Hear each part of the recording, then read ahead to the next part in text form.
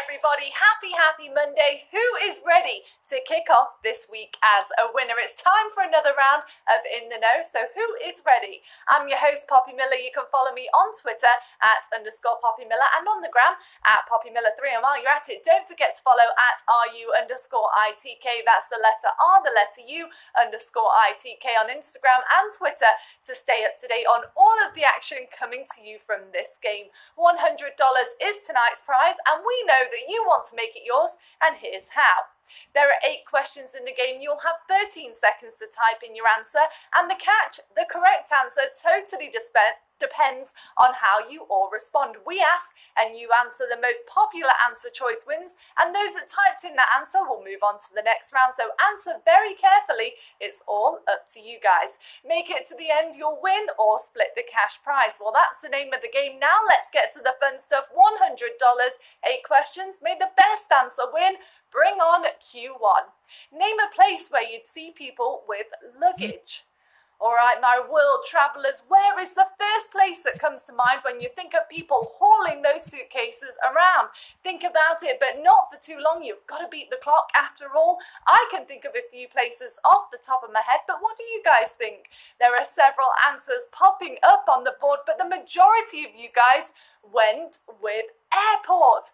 Way to go, everybody. Nice and easy to kick us off. We are off to a fantastic start. Next up, it's round 2.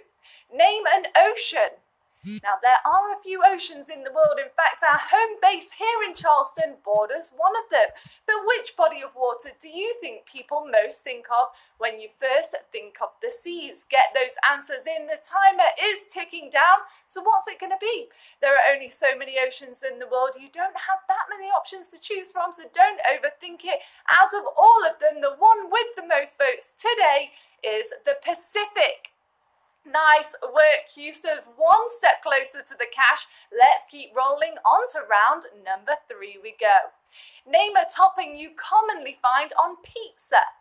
And I mean, come on, who doesn't like pizza? What topping are you most likely to add if you could put on just one? Is it vegetarian safe, or is it something like bacon or pepperoni? Or are you one of those people, like me, who adds pineapple to it? There are tons of ways to deck out your pizza, but this crowd is most likely to add pepperoni, which I've got to say is a pretty good choice as well. 3 down, 5 to go. Look at you guys still on the road to the end now. Keep it up as we head to the next one. Let's keep going. Name a sauce you would put on an ice cream sundae. Now, who doesn't love a good ice cream? All this food talk is making me hungry. I know I definitely indulged in one too many over the weekend. And when you have a really sweet treat yourself, what are you most likely to add to it? Maybe there are a few that you'd like to add, but if you had to pick just one, then what would it be?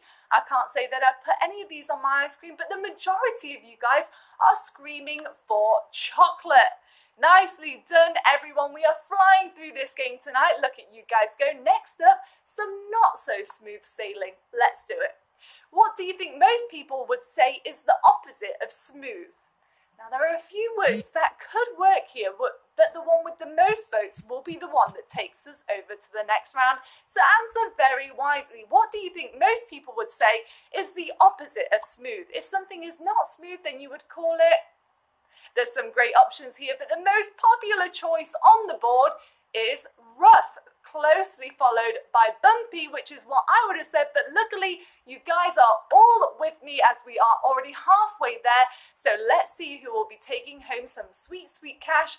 On to the next one. Let's keep going. Name a type of makeup you would wear on your eyes. It's sometimes nice to get dolled up and hit the town, and part of the process can be adding a little makeup to help bring out those peepers. So which is one thing that you will absolutely always wear when you're feeling like it's a makeup day? Or if you don't personally wear makeup yourself, maybe something that you've seen other people wear? Get those answers in. Time is ticking down. I can tell you the most popular answer choice is mascara. So well done to all the guys out there that got that one right. And with that, we are moving on to the semi-final round. Keep it up, everyone. We are so close to being there. Name something that you would need to buy if you were dressing up as a witch.